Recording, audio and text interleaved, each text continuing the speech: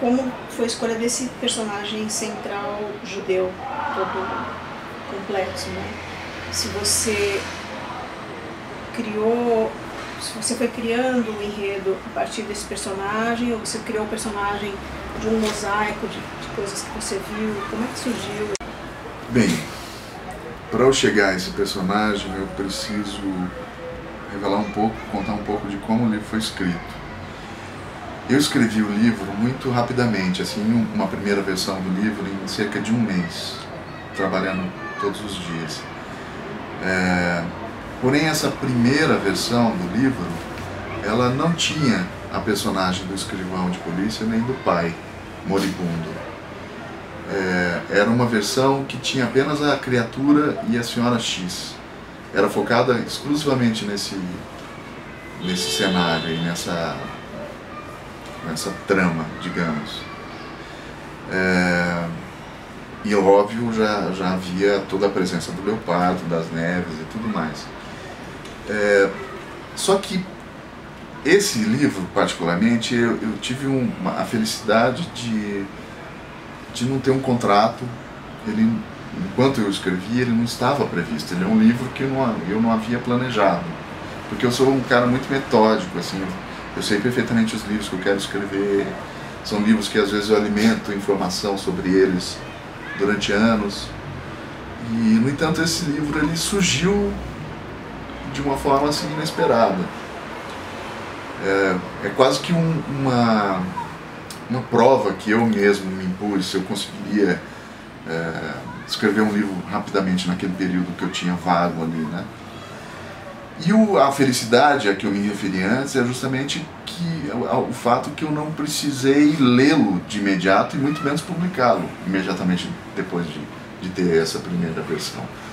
Então esse livro ficou esquecido durante um ano e alguns meses, que é quando foi o tempo necessário para eu terminar o projeto com o Teatro da Vertigem.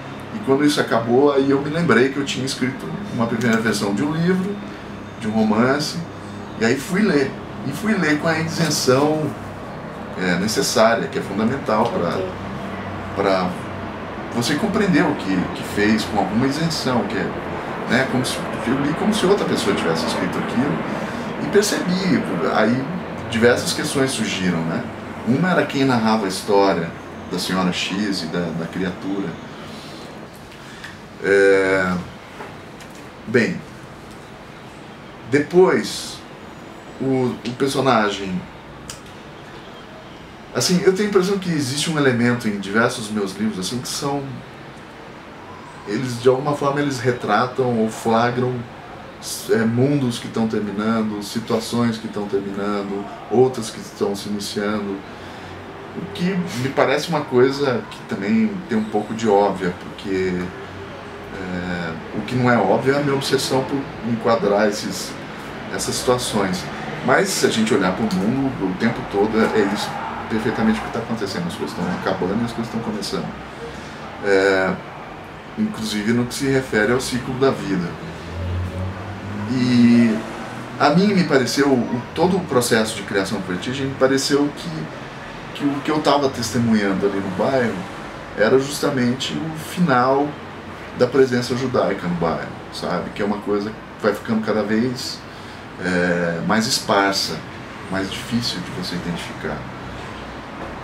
Por isso, uma imagem que no nosso processo com Vertigem foi importante foi a ideia do palimpsesto na criação do bairro, né?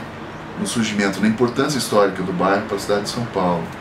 E que, de certa forma, funciona como um recorte metonímico da própria cidade de São Paulo, que é uma cidade que tem pouca memória histórica. É uma cidade que prefere destruir as coisas e construir em cima do que preservá-las, né?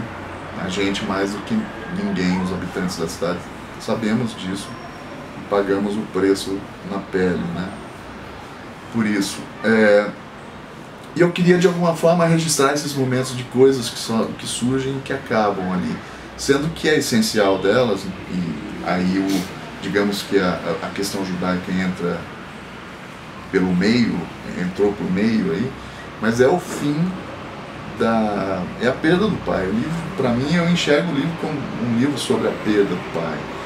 E é um momento em que esse protagonista, esse escrivão de polícia, ele se identifica sozinho ou é obrigado a se encarar, se auto-encarar e entender finalmente quem ele é, né, sem a presença paterna. Então isso era uma coisa que eu queria.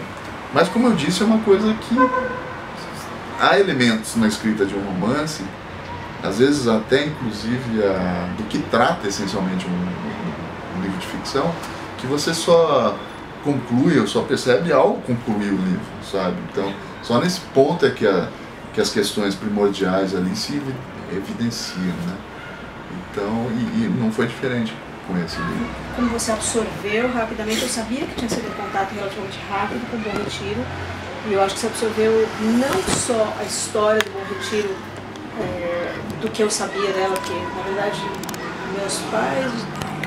Minha mãe já veio para o Brasil muito maior, mas meu pai não cresceu no Bom Retiro, ele ficou no Bom Retiro até uma certa idade, depois eles foram um pouco mais para perto da Paulista.